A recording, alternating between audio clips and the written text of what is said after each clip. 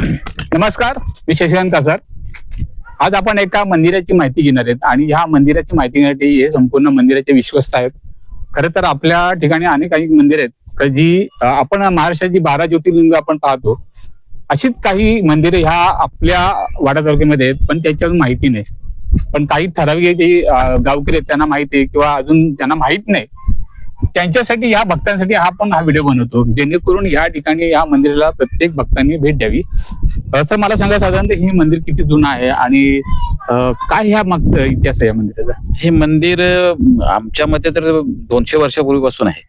कारण पहिले ते छोटं होतं, पण याचा उल्लेख जो आहे तो आपले जे निवृत्तीनाथ मंदिर त्र्यंबकेश्वर आहे, तिथे एक ग्रंथ आहे. त्या ग्रंथामध्ये रामेश्वर मंदिर म्हणून असा उल्लेख आहे आणि ते ह्या गारगाई नदीच्या किनारी वसलं आहे असं तिथं उल्लेख आहे. तर हे जेव्हा 2005 साली जो पूर आला मोठा, त्या पुरामध्ये जे साधं मंदिर होतं ते वाहून गेलं. परंतु तिथल्या त्या मंदिरातील ज्या पूजेच्या वस्तू आहेत, साहित्य होतं ते तसंच राहिलं, पिंड्या तशाच राहिल्या. आणि हे जागृत देवस्थान असल्यामुळं आम्हाला त्याबद्दल अधिकच कुतूहल वाटलं आणि मग आम्ही असं ठरवलं की आता ह्या मंदिराचा जीर्णोद्धार करायचा.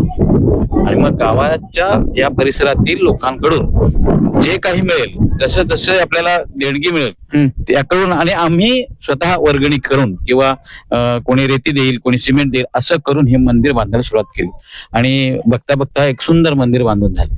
आता ह्या मंदिरामध्ये अतिशय चांगल्या प्रकारे देवपूजा आमचे हे भक्त करत असतात. रोजच पहाटे 3 वाजता ते येतात, रोजची पूजा होते आणि अतिशय चांगल्या प्रकारचं काम तो करतोय आमचा माणूस. आमच्यात त्याला आम्ही विश्वस्त केले.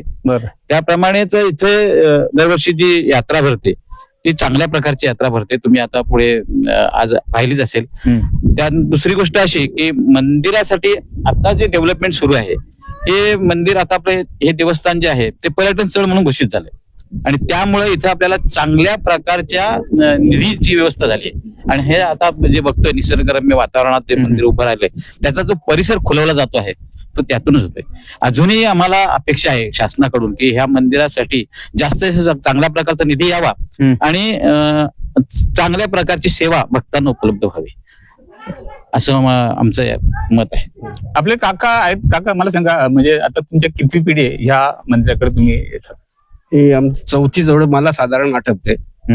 3री पिढीचा हा आहे पूर्ण. हे तेव्हापासून आम्हाला हे आठवत सगळं. त्या मागे असं होतं, ते पूर झाला 2005 ला. त्या पुरामध्ये पूर्ण मंदिर वाहून गेलं होतं आणि फक्त हे राहिलेलं होतं का खालचा पिंड्यांचा जो हे होता तेवढाच राहिलेला होता आणि कोणत्याच प्रकारची वस्तू तिथं गेलेली नव्हती, जी पूजेची आम्ही ठेवलेल्या होत्या त्या. आणि त्याच्यानंतर आमचं असं संकल्पना झाली. त्याच्यात आमचे गुरुजी होते, गुरुजी आणि तुंबडा गुरुजी, नंतर असे आम्ही बरेचसे जे वयोवृद्ध सगळे होते ते सगळे बसलो आणि पूर्ण इकडच्या ह्या परिसराचा हे करून प्रत्येक लोकांना सांगितलं की आपल्याला ते मोठ्या प्रमाणात करायचं आहे. जसे होईल त्या पद्धतीने केलं. पुरुष अगोदर आम्ही त्याचा आराखडा काढला, किती खर्च येईल, काय येईल, असाच पद्धत. आणि ते वाड्याचे कोण इंजिनियर त्याच्याकडनं तो आम्ही आराखडा घेतला आणि त्या पद्धतीने सुरुवात केली. बघता बघता लोकांनी बराचसा प्रतिसाद दिला आणि हे मंदिर आता ह्या सुस्थितीत आलेलं आहे. आणि त्याचा पर्यटन स्थळ विकास पण म्हणजे आम्हाला मंजुरी झालेला आहे. थोडाफार निधी येतो आणि चांगल्या पद्धतीने कार्य हे होऊन जातात. आणि इथलं रस्ते, नंतर येण्या जाण्याचा हा रस्ता पण सुद्धा नव्हता, हा रस्ता करून घेतला. त्याच्यामुळे लोक जास्त प्रमाणात यायला लागले आणि ते पर्यटन व्यवस्थित झाले. आणि बंधारा जो आम्ही घेतला 2004-05 दरम्यान मध्ये, त्याच्यामुळे पाण्याची पण उपलब्धता मस्त झाली आणि इथून पाणी आणि चारी बाजूने असं पाण्याचा म्हणजे यू आकाराचं पाणी या नदीला राहिलंय. आणि त्याच्यामुळे प्रत्येक गोष्ट आणि दिसायला पण असं एका बाजूनी फॉरेस्ट आहे, एका बाजूनी माळकी आहे आणि झाडांचा निसर्गरम्य याच्यामध्ये ते सुंदर दिसते. आणि लोकांचा भरपूर येण्या जाण्याचा आणि हे पण करतात. काय म्हणजे देवपूजा ही ती आमची सुव्यवस्था चांगली आहे, रोजचीच असते आणि स्वच्छता टापटी पण व्यवस्थित करतो आम्ही इथली. आता युवक आपले, मला सांगा, आता ही युवकांची पिढी पुढे चालते, त्यांनी पण ह्या इकडे बघितलं पाहिजे. मंदिराच्या ज्या डेव्हलप आहेत किंवा विकासा संदर्भात ही भूमिका घेतली पाहिजे. आता मला वाटतं युवकांनी यात मोठा पुढाकार घेऊन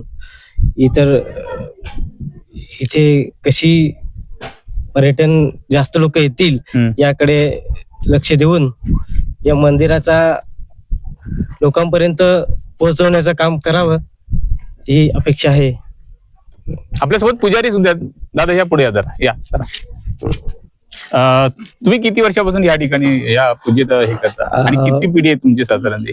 आता तसं सांगितलं मी 4-1 वर्ष मला झाले असतील, पण मी कंटिन्यू एक पहाटे 3-3:30 येतो, मंदिर सगळं धुवून काढतो आणि पूजा करतो. सकाळचाच टायमिंग म्हणजे ब्रह्ममुहूर्तावरच मी पूजा विधी करतो. मला आपल्या महाराष्ट्रामध्ये 12 ज्योतिर्लिंग आहेत. अनेक नावाने महादेवाची रूप पाहायला मिळतात. बरोबर. रामेश्वर हे मंदिराचं एक रूप आहे, पण त्याच्या अगोदर तुम्ही मला नाव वेगळं मी ऐकलं होतं. धाकेदा म्हणून या इथं जो डोह आहे म्हणजे नदीचं जे पात्र आहे त्याचं नाव धाकेदा आहे. म्हणजे त्याच्या किनारी जर हा मंदिर आहे म्हणून त्याचं नाव धाकेश्वर असं ठेवलं. बरं. परंतु याचा उल्लेख आम्हाला कुठे सापडला, एक तर सातबाऱ्यावर आला आणि दुसरं मंदिराचा वेगळा सातबारा आहे. मंदिराच्या जमिनीचा वेगळा सातबारा आहे. त्यावर रामेश्वर मंदिर म्हणून नाव आहे, देवाचं नाव आहे. आणि ह्याचा दुसरा पुरावा आम्हाला सापडला त्र्यंबकला. त्यामुळे मग हे नाव आम्ही आता रामेश्वर असं ठेवलंय. सातबारा साधारण किती वर्षाचा असेल?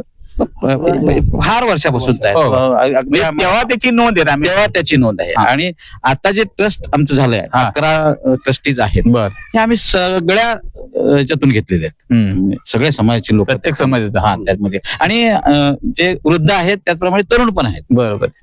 मग त्यामुळं इथे काही हे असं काही हे नाहीये की बाबा यालाच घेतलं त्यालाच घेतलं. बरोबर. चांगल्या प्रकारचं काम चालू आहे. अजून काय तुम्हाला वाटतं की ह्या ठिकाणी कुठली विकासाची अजून कामं झाली? पहिली गोष्ट म्हणजे ही जी जमीन आहे याचं जे आता कसणारी लोक आहेत त्यांच्याकडून ती जमीन देवस्थानाकडे ठेवणे आणि त्यांचा तो हक्क उडवणे. म्हणजे ती देवस्थानाकडे वर्ग करणार. म्हणजे देवस्थानाकडेच आहे, पण तो हक्क एक माणूस जेव्हा काम करत असतो तेव्हा तो त्याचा हक्क दाखवतो. बरं. तो कमी करून त्याला जे थोडंफार देऊन असं होत असेल तर ठीकच आहे, नसेल तर मग रितसर पद्धतीने ती घेऊन त्यात जास्तीत जास्त विकासाची कामं करणे हा आमचा उद्दिष्ट आहे. काय आता अजून डेव्हलप तुम्हाला करायला पाहिजे वाटते? म्हणजे ज्या ठिकाणी पर्यटन स्थळ आहे ज्या ठिकाणी अनेक भक्त यायला पाहिजे, पर्यटक यायला पाहिजे. आता मुलांसाठी खेळणी वगैरे आहे, जे मुलांना चांगलं आहे. त्याप्रमाणे जे पर्यटक येतात त्यांना राहण्याची व्यवस्था इथे जर झाली तर ते राहू शकतात ना. एक चांगल्या प्रकारची रूम्स त्यांना उपलब्ध झाल्या तर ते राहू शकतात. पाणी पुरवठ्याच्या सोयी जर चांगल्या झाल्या, चांगल्या प्रकारचे गरम पाण्याची सोय तर त्यांना झाली तर चांगल्या प्रकारे इथं. आणि ही नदी कुठली आहे? ही गारगाय नदी आहे. बरं, ह्या नदीचं पात्र मोठं आहे, मग ह्या ठिकाणी जर बोटिंग चालू केली तर अतिशय उत्तम. तो आमचा आहेच पर्याय, आम्ही तो शोधलाय. तुम्ही तर त्याला आता चांगला मला प्रश्न विचारला की बोटिंग, तर बोटिंगचा आमच्या डोक्यात आहे, आमचा तो विषय आहे. परंतु निधी आम्ही जमा करायचा की शासनाकडून आले तर शासनाकडून जर आले तर शासनाचेच लोक राहतील तिथे. बरोबर आहे. आणि मग त्या पद्धतीने आम्हाला जरा वेगळं वाटतंय. म्हणजे आमच्याकडून जर ती लावली गेली तर ते आम्हाला चांगल्या विकासाच्या दृष्टीने किंवा आमच्या मंदिराच्या सेवेसाठी उत्पन्न वाढेल अशा प्रकारची आमची योजना आहेच ती की इथे बोटिंग करावी. आणि आपल्याकडे तर बोटिंगला फार महत्व आहे. जे मंदिर डेव्हलप केलं हे म्हणजे शासनाच्या निधीतून केलं का तुम्ही या ठिकाणी? यात मंदिर जे आहे ना ते आम्ही शासनाच्या याच्यातून घेतलेले नाही, आम्ही वर्गणी करूनच हे केले. आणि साईडचा जो हे आहे मंडप तो शासनाने दिलेला आहे. परत शासनाने असं रोडची सुविधा आमच्या इथपर्यंत पोहोचवण्याची ती त्यांनी केलेली आहे. आणि त्याला घाट बांधणे आणि इतर सोयी त्या आता शासन आम्हाला. म्हणजे ह्या ठिकाणी आणखीन मला तर वाटते एक मंडप झाला आणखीन, तर तिकडे ह्या पूजा विधी असतात त्या सुद्धा इकडच्या लोकांना करू शकतात. तो तुमचा प्रस्ताव आहे पुढे आणि आम्ही पुढे तोच हे करणार आहे. कसं म्हणजे आता विधी बरोबर आहे, दसक्रिया विधी बरोबर, नंतर लग्न याच्यामध्ये लग्न लागली पाहिजेत या पद्धतीने दोन जे उत्पन्न आहे थोडस ते पण वाढेल आणि इथल्या मंदिरात आणखीन तुम्हाला डेव्हलप करू शकतो. आणि म्हणजे आता बरेचशा 12 ज्योतिर्लिंगामध्ये अनेक ठिकाणी ती पर्यटन स्थळ आहेत तिथे लोक म्हणजे शासनाचा मोठा निधी मिळतो आणि त्या निधीच्या स्वरूपात मंदिरं चांगली डेव्हलप होत आहेत. तशाच प्रकारचं सुद्धा शासनाने विचार करून हे निधी मिळायला पाहिजे असं तुम्हाला वाटतं? असं वाटतं, हा आम्हाला असं वाटतंय. आणि तेही द्यावा आणि त्या पद्धतीने तो अवलंब होईल इथे आणि चांगल्या पद्धतीने त्याच्याकडे आम्ही आमचे ट्रस्ट आहे ना लक्ष देऊन व्यवस्थित करून घेईल. पाहत असाल की आता हे रामेश्वर मंदिर वगैरे 200 वर्षे म्हणजे इतिहासकालीन मंदिर आहे. त्यामुळे ह्या मंदिरासाठी अनेक भक्तांनी इथं भेट द्यावा, हे मंदिर बघावं, ह्या मंदिराचा तो जीर्णोद्धार आहे तो बघितला पाहिजे. हे एक चांगलं सुंदर पर्यटन स्थळ आहे. साईडला नदी आहे, या साईडला मंदिर आहे.